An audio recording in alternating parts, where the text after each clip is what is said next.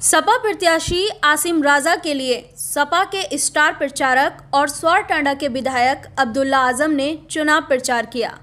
चुनाव प्रचार के दौरान जनता को संबोधित करते हुए अब्दुल्ला आजम ने कहा कि अगर यह यहां से जीतते हैं तो आप सबकी आवाज़ उठाने में कोई कसर नहीं छोड़ेंगे।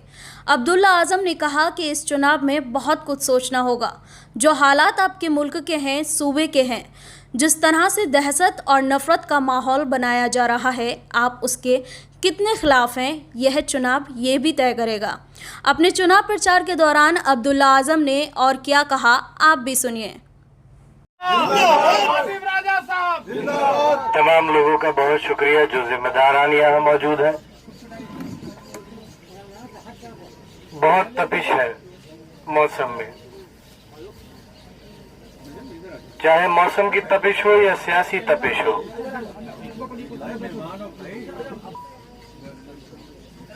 इस चुनाव के बाद ना तो किसी की सरकार बनेगी ना किसी की सरकार गिरेगी, लेकिन ये बात जरूर तय होगी कि आपकी कितनी मजबूत आवाजें इस प्रदेश की विधानसभा या इस देश की लोकसभा में है।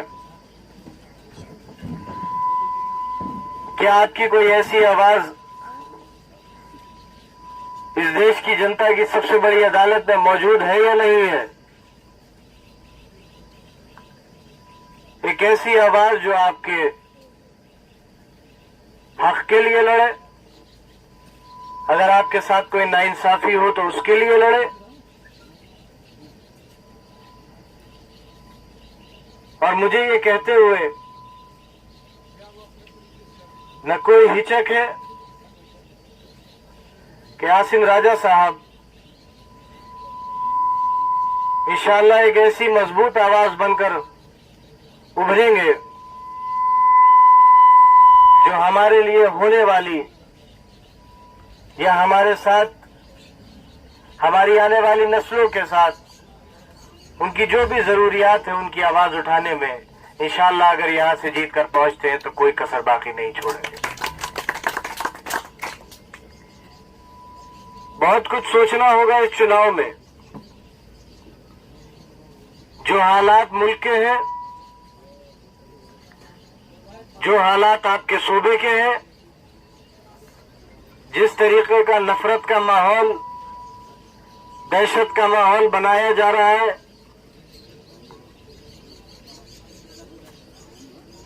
आप उसके कितने खिलाफ हैं, ये चुनाव ये भी तय करेगा।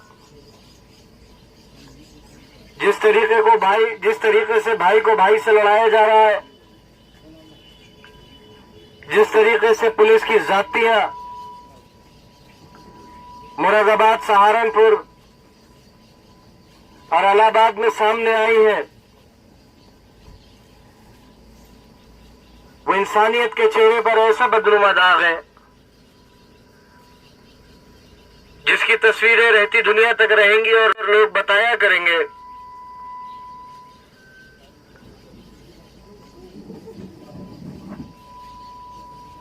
कि सिर्फ महज लोगों को उनके नाम और हुलिया देखकर जानवरों से बदतर तरीके से मारा जाने लगा है।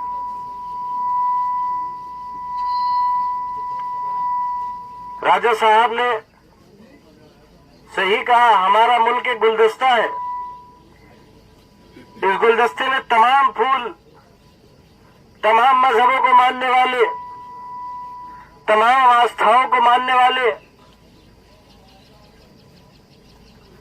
और मैं जिम्मेदारी से कहूंगा कि इस देश में रहने वाला कोई धार्मिक व्यक्ति, कोई अच्छा मुसलमान, कोई अच्छा हिंदू, कोई अच्छा सिख, कोई अच्छा ईसाई कभी किसी दूसरे मजहब का अपमान नहीं कर सकता। ऐसे लोग जो दूसरों के मजहब का मजाक उड़ाए, जो दूसरे के मजहब का माहौल बनाए, अपमान करे, वो मेरे आपके नहीं बल्कि उस गुलदस्ते के दुश्मन है जो गुलदस्ता हमारी गुजरी हुई नस्लें हमें देकर गई हैं, और ऐसे लोग जो मजहब के नाम पर आपको लड़ाना चाहते हैं, उनको हराना है, उस सोच को हराना है। और इंशाअल्लाह उम्मीद है मुझे कि जिस तरीके से आज तक आप सबने न मेरा न मेरे वालिद का कभी सर नहीं झुकने दिया, इंशाअल्लाह आगे भी कभी नहीं झुकने देंगे। और देखो, एक वो कसक 307 वोटों की बिलासपुर से रह गई।